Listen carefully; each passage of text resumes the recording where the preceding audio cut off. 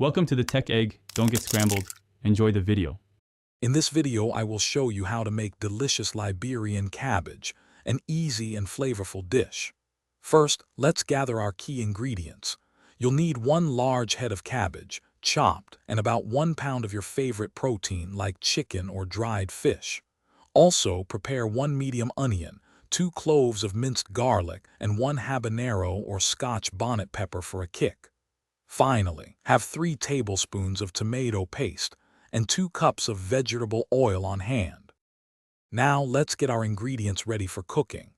Begin by chopping your large head of cabbage into bite-sized pieces. Next, dice 1 medium onion and mince 2 cloves of garlic.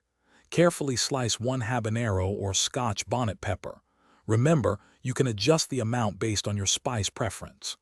Finally, cut your chosen protein, whether it's chicken, beef, or dried fish, into small, manageable pieces.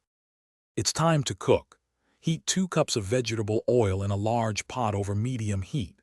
Sauté your diced onions, minced garlic, and sliced peppers until they are fragrant, which takes about 3 to 5 minutes. Then, stir in 3 tablespoons of tomato paste, cooking for a few minutes until it thickens. Add your chopped cabbage and 2 cups of broth or water. Cover the pot and let it simmer for 10 to 20 minutes or until the cabbage is tender. Almost done. Now, stir in your pre-cooked meat or fish and let it simmer for another 5 minutes, allowing all the flavors to meld beautifully. Taste the stew and adjust the seasoning with salt and black pepper as needed.